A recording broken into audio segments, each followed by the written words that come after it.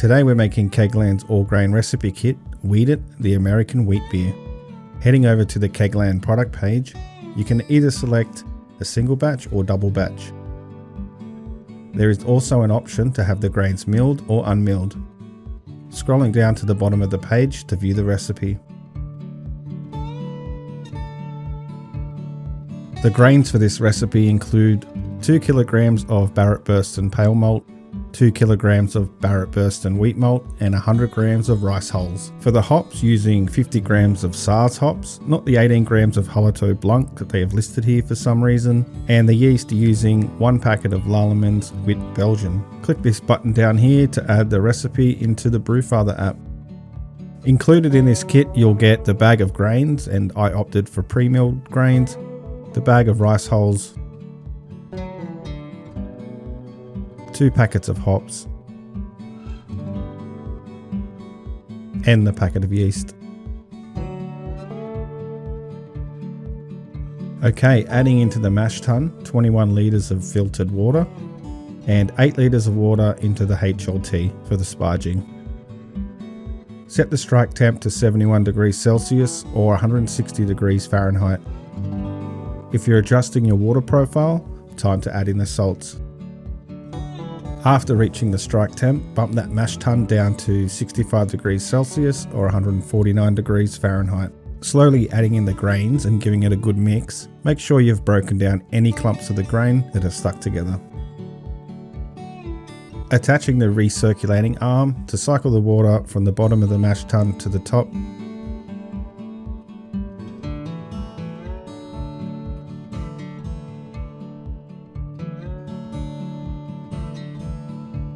Mashing the grains for 60 minutes while giving it a stir every 15 minutes. 30 minutes into the mash, get the sparging water up to 76 degrees Celsius or 169 degrees Fahrenheit. With the 60-minute mash completed, removing the recirculating arm, then lift out the grain barrel and start the sparging process.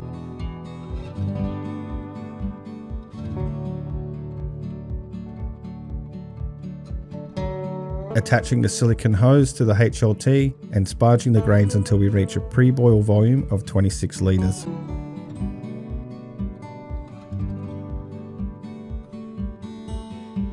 Removing the spent grains, then cranking the boiler up to max temp to start the boil.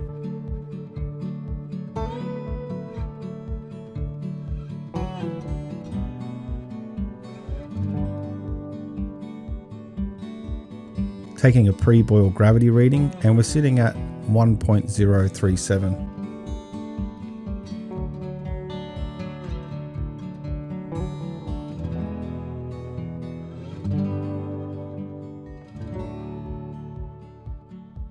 After reaching the rolling boil, adding in the hop spider and start the 60-minute timer. Also at the start of the boil, adding in 25 grams of Saaz hops.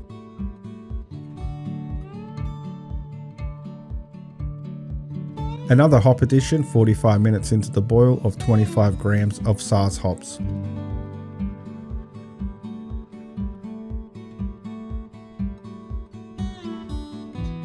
"60-minute boil is completed, time to remove the spent hops. We took a post-boil gravity reading of 1.042.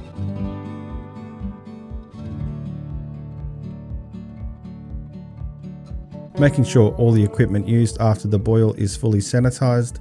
This will help prevent any diseases forming in the fermenter. Not forgetting to sanitize the thermal well and the hose that goes inside the fermenter. Connecting the boiler to the plate chiller and pumping that wort into the fermenter, aiming for the wort to flow out at a suitable temperature for the yeast.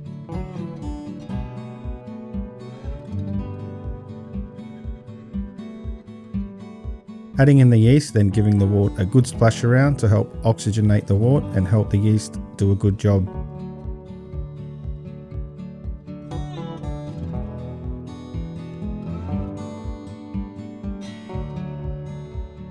We got just under 21 litres I was aiming for here. Adding in the rat pill so we can monitor the fermentation process in the Brewfather app. Then putting the fermenter together and screwing that cap down tight before throwing it into the fermentation fridge.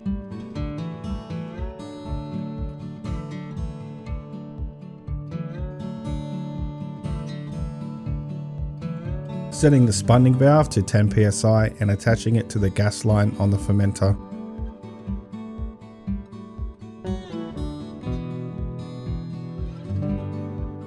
We want this fermented at 20 degrees Celsius for 10 days. Looking good after 10 days now. Time to cold crash the beer for 3 days.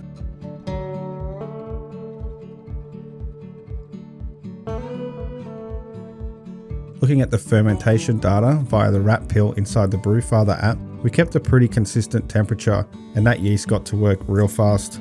Here is where we started the cold crash and again kept a consistent temperature. Also in the Brewfather app, there's a whole bunch of brew day stats and records that help keep track of the brew day. If you're in the market for homebrew software, please consider supporting the channel by using the affiliate link in the description below. You will also gain access to an endless library of homebrew recipes to try. 3 days later and it's time to get this into the keg. Cranking that CO2 bottle to 1 bar and connecting it to the gas line on the fermenter.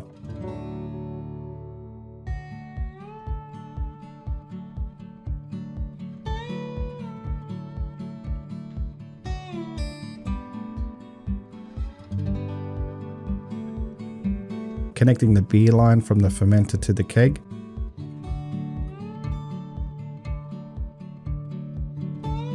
Attaching the release valve to the keg and unscrewing it until you hear a slight hissing sound. Once the beer hits the release valve or the fermenter is empty, pop the valve and the lines off the keg. Now time to force carbonate this keg. Turning the CO2 up to 3 bar, connecting the CO2 to the gas line on the keg, then rolling it on the floor for 2 minutes.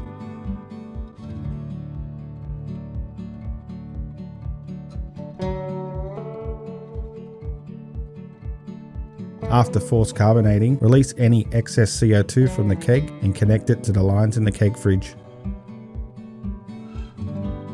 Tipping out the first glass poured just in case there is any crap from the keg or any cleaner left in the beer line.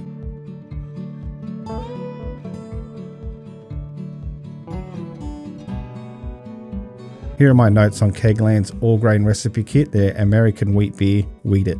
The 50-50 blend of wheat and pale malt gives it a smooth, creamy mouthfeel with nice grainy sweetness. The Saaz hops add perfect noble spice without overpowering, while the Belgian Wit yeast delivered those classic banana and clove notes with a refreshing tartness. Thanks for hanging around to the end of the video, it's very much appreciated and I'll catch you in the next one.